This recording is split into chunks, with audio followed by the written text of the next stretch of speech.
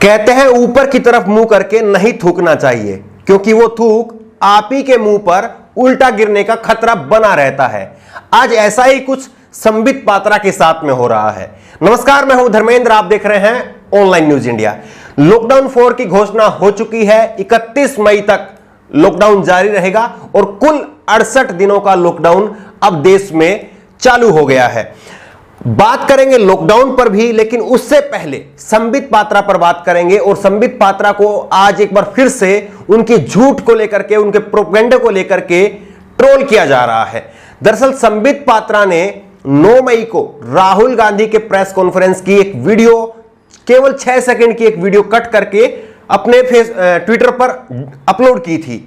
और इसी तरह की कारस्तानी जो है वो संबित पात्रा अक्सर करते रहते हैं। वो इसी तरह की जो हरकतें हैं, वो हरकतें तमाम नेताओं की जो वीडियो है उनको कट करके अपने अपने एजेंडे के तहत जो है वो पोस्ट करना और कुछ कुछ जो है उसके खिलाफ जो है, उसके झूठ में जो है वो तर्क देना, ये काम संबित पात्रा आज से नहीं वर्षों से करते आए हैं। लेकिन संबित पात्रा को जो इस बार करारा तमाचा लगा है, जो इस बार संबित पात्रा को इस तरह से संबित पात्रा को जो ट्रोल किया जा रहा है, संबित पात्रा इस तरह से सन्न हो गए हैं मानो काटो तो उनमें खून नहीं।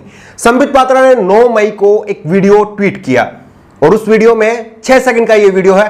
पहले आप ये वीडियो खुद देखिए। तो रेड जोन है वो एक्चुअली ग्रीन जोन है, और जो ग्रीन जोन है वो एक्चुअली रेड जोन है। तो इनको रेड जोन है वो एक्चुअली ग्रीन जोन है, और जो ग्रीन जोन है वो एक्चुअली रेड जोन है। तो इस वीडियो में संबित पात्रा ने लिखा, पीछे से आलू आगे से सोना, उसके बाद अब रेड जोन ग्रीन जोन है, ग्रीन जोन रेड जोन है। इस तरह से राहुल गांधी का मजाक उड़ाया था। आपको याद होगा कि राहुल गांधी का एक वीडियो खूब वायरल हुआ और उसके पीछे बीजेपी ने अपनी पूरी ताकत झोंक दी थी। और उस वीडियो में यही कहा गया था कि राहुल गांधी एक वीडियो में कहते हुए दिख रहे थे कि पीछे से आलू डालूंगा आगे से सोना निकलेगा। यह बात राहुल गांधी की थी। वो वीडियो भी हालांकि सबने देखा। वो वीडियो राहुल गांधी ने नरेंद्र मोदी की बातों को कोट किया था, उनकी कही हुई बातों को कहा था। लेकिन बीजेपी आईटी सेल ने पूरी तरह से ये चस्पा दिया कि ये बातें जो है वो राहुल गांधी ने कही है। अब राहुल गांधी के बारे में संबित पात्रा ने 9 मई को ये वीडियो ट्वीट किया और इसमें कहा कि रेड जोन ग्रीन जोन है, ग्रीन जोन रेड जोन है, और राहुल गांधी को कुछ मालूम ही नहीं है। पूरा वीडियो क्या था वो नहीं पोस्ट किया, क्योंकि अगर पूरा वीडियो पोस्ट करते तो उनकी सच्चाई उसी समय लोगों को समझ में आ जाती। लेकिन आज जो राहुल गांधी ने बात उस दिन 9 मई को अपनी प्रेस कॉन्फ्रेंस में कही थी, आज वो बात भारत सरकार ने, मोदी सरकार ने आज मानी है। और मोदी सरकार ने आज लॉकडाउन 4 में एक बहुत बड़ा बदलाव किया है, और जिसमें राज्यों को अभी शक्ति दे दी गई है कि वो तय करेंगे कि रेड जोन ग्रीन जोन अब कहां कहां होंगे। जोन में बांटने का जो कार्य पहले केंद्र सरकार करती थी, दिल्ली से आदेश होते था, अब वो कार्य राज्य सरकारें खुद करेंगी। ये शक्ति राज्य सरकारों को देने की बात राहुल गांधी ने कही थी। आप खुद सुनिए कि राहुल गांधी ने उस दिन आखिरकार कहा क्या था, और संबित पात्रा ने जो 6 सेकंड की जो वीडियो ट्वीट किया था, आज उसको लेकर के उनको ट्रोल क्यों किया जा रहा है। मैं आपको छोटा सा उदाहरण देता हूं। ये जो जोन्स बने हैं ये नेशनल लेवल से बने हैं। ये जोन्स स्टेट लेवल पे बनने चाहिए। हमारे स्टेट के चीफ मिनिस्टर्स हमें कह रहे हैं कि नेशनल लेवल पे जो रेड जोन है वो एक्चुअली ग्रीन जोन है, और जो ग्रीन जोन है वो एक्चुअली रेड जोन है। तो इंफॉर्मेशन स्टेट लेवल लीडर्स के पास है। तो जरूरी है कि जो हमारे जोन्स बन रहे हैं, छोटा सा उदाहरण दिया है, जो हमारे जोन्स बन रहे हैं वो एक्चुअली डीएम और चीफ मिनिस्टर के बेसिस पे बनने चाहिए। डीएम के पास इंफॉर्मेशन है, चीफ मिनिस्टर के पास इंफॉर्मेशन है, दिल्ली में ये इंफॉर्मेशन नहीं है।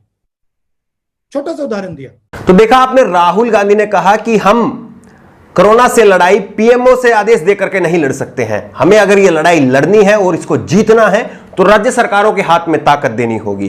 दरअसल राहुल गांधी से एक सवाल किया गया था कि नरेंद्र मोदी एक ताकतवर नेता हैं, और क्या इसी के आधार पर आप ये कह सकते हैं कि वो कोरोना से लड़ाई जीत जाएंगे। तब राहुल गांधी ने कहा था कि मुझे केवल एक ताकतवर प्रधानमंत्री नहीं चाहिए, बल्कि कई सारे ताकतवर जो है वो मुख्यमंत्री चाहिए, डीएम चाहिए, कलेक्टर चाहिए, किसान चाहिए। तभी ग्राउंड लेवल पर हम इस लड़ाई को अगर लड़ेंगे तो जीत पाएंगे। केवल दिल्ली से आदेश दे करके, केवल पीएमओ से हम इस लड़ाई को नहीं लड़ सकते हैं। 6 सेकंड से आगे भी दुनिया होती है। लेकिन संबित पात्रा को यह बात समझ में नहीं आती है। उनको लगता है कि वो 6 सेकंड की बात को काटेंगे और 6 सेकंड की बात फिर वो व्हाट्सएप यूनिवर्सिटी में दौड़ाई जाएगी और उसके नीचे तमाम फर्जी बातें जो है वो लिखी जाएंगी और राहुल गांधी को बदनाम किया जाएगा। क्योंकि इनको खतरा है, भले ही ये राहुल गांधी को पप्पू पप्पू पप्पू बोलते रहें, लेकिन इनको पता है कि हमारे गप्पू को फेल करने के लिए पप्पू ही अल्टरनेट है। इसलिए पप्पू को पप्पू बनाए रखो और उसके लिए जो झूठ बोलना पड़े, जो बातें लिखनी पड़े, जो प्रोपेगेंडा फैलाना पड़े वो फैलाते रहो। लेकिन आखिरकार झूठ के बड़े लंबे पैर नहीं होते, यह कहावत फिर से सिद्ध हो गई है। राहुल गांधी ने जो कहा था मोदी सरकार को उसको मानना पड़ा है। आज एक बार फिर से संबित पात्रा का झूठ जो है वो पकड़ा गया और जिस तरह से उन्हें झूठा पात्रा और तमाम अलग अलग नामों से जो पुकारा जाता है, आज संबित पात्रा एक बार फिर से झूठे साबित हो गए हैं। और ये राहुल गांधी ने साफ कर दिया कि जिस तरह से उन्होंने अभिजीत बनर्जी, रघुराम राजन के साथ में जो बातचीत की थी और उसके बाद में 3 प्रेस कॉन्फ्रेंस राहुल गांधी ने अभी तक कर चुके हैं। मोदी जी कब करेंगे इसका इंतजार पूरे देश को है। उन्होंने जो सुझाव रखे थे उन सुझावों को आखिरकार मोदी सरकार को मानना पड़ा है।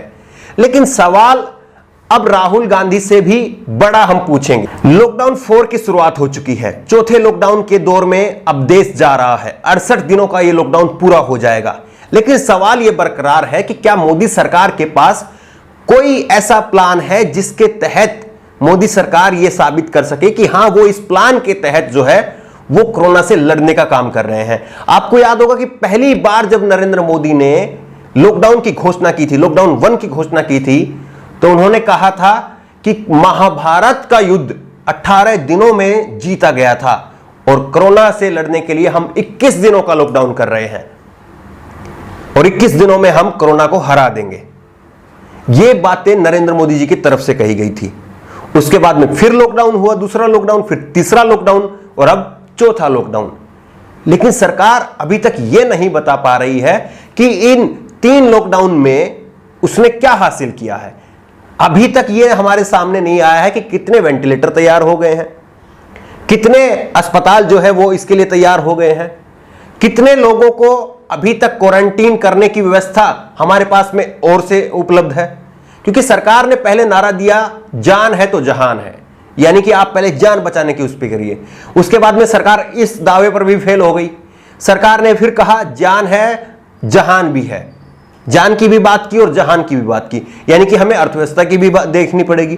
तो सरकार अपने ही बात से, प्रधानमंत्री जी अपने ही कहे हुए से कैसे जो है वो पलट रहे हैं। क्या उनके पास में कोई प्लान नहीं है या वो एक सोची समझी रणनीति के तहत देशवासियों को झूठ बोलकर ही सही एक तरह से पटरी पर ले जा रहे हैं कि आप, क्योंकि देशवासियों को लगता है कि प्रधानमंत्री अगर कोई बात बोल रहे हैं तो वाकई इस बात में दम होगा और यह होना भी चाहिए कि हमारे देश का प्रधानमंत्री अगर कुछ बात बोले तो उस बात में वजन होना चाहिए। लेकिन क्यों ऐसा लगता है कि बार बार 18 दिन बाद में, 20 दिन बाद में प्रधानमंत्री की बातें झूठी निकल जाती हैं? ऐसा क्यों हो रहा है? ये प्रधानमंत्री जी देशवासियों को अंधेरे में क्यों रख रहे हैं या उनको झूठ क्यों बोल रहे हैं? प्रधानमंत्री जी ने लगातार जिस तरह से जो कोरोना को लेकर के पहले दिन से जो बातें कही और अब जो बातें निकल करके आ रही है वो अपने आप में एक दूसरे को कॉन्ट्राडिक्ट करती हैं, एक दूसरे को झूठा साबित करती हैं। 20 लाख करोड़ रुपए का जो पैकेज सरकार ने दिया है वो भी लॉकडाउन 4 ये साबित कर रहा है कि उस पैकेज का भी कोई आधार नहीं है, क्योंकि लॉकडाउन 4 में भी जो काम धंधे हैं वो इसी तरह से बंद रहेंगे। तो अगर लॉकडाउन ही नहीं खुलेगा और काम धंधे ही नहीं खुलेंगे तो जो सरकार ने 20 लाख करोड़ रुपए का जो पैकेज दिया है, और उस पैकेज में भी अब ये चीज बिल्कुल साफ हो गई है, चाहे सरकार उसको माने या ना माने, ये राहत पैकेज नहीं है, ये कर्ज पैकेज है। आप कर्ज लीजिए, 20 लाख करोड़ रुपए का कर्ज पैकेज सरकार दे रही है। तो आप ये बताइए कि जब काम धंधे ही नहीं खुलेंगे, जब बाजार ही नहीं खुलेगा, जब फैक्ट्रियां ही नहीं चलेगी, तो फिर कर्ज लेगा कौन? आप ये कोई भी व्यक्ति जो है, कोई भी बिजनेसमैन है, आम समझदार व्यक्ति जो है वो इस बात से एग्री करेगा कि अगर काम ही नहीं खुलेगा तो कोई कर्ज लेकर के बैंक से वो अपने घर में पैसा नहीं रखेगा। तो फिर सरकार ने 20 लाख करोड़ रुपए का जो ऐलान किया, फिर उसका क्या मतलब रह जाता है? क्या ब्लूप्रिंट है सरकार के पास में? सरकार ने अभी तक क्या हासिल किया है, इसके बारे में कोई भी सामने आकर के क्यों नहीं कहता है। प्रधानमंत्री जी ने पहले लॉकडाउन की घोषणा खुद से की, दूसरे लॉकडाउन की घोषणा खुद से की, तीसरा लॉकडाउन प्रेस नोट के जरिए हो गया, चौथा लॉकडाउन प्रेस नोट के जरिए हो गया, और तीसरे लॉकडाउन में भी यह चीज पूछी गई थी कि 17 मई के बाद में आगे क्या होगा, और आज फिर से ये बातें पूछी जा रही है कि 31 मई के बाद में क्या होगा। लेकिन सरकार के पास में कोई जवाब नहीं है। और ऐसे में यह सवाल मैं इसलिए उठा रहा हूं क्योंकि यह बेहद गंभीर विषय है, और अगर देशवासियों को यह भरोसा नहीं होगा, क्योंकि अब उनके जहन में यह बातें जो है वो बैठ गई है कि सरकार के पास में कोई प्लान नहीं है। सरकार 14 दिन 15 दिन 14 दिन 15 दिन 18 दिन 21 दिन इस तरह से लॉकडाउन को बढ़ाती जा रही है बगैर किसी प्लान के। सरकार या तो बताए कि उसको 100 दिनों का लॉकडाउन पूरा करना है और उसको धीरे धीरे पूरा करेगी, या सरकार यह बताए कि यह लॉकडाउन बहुत लंबा चलेगा। किस तरह से सरकार की क्या प्लान है, कोई इसका ब्लूप्रिंट सामने नहीं आ रहा है।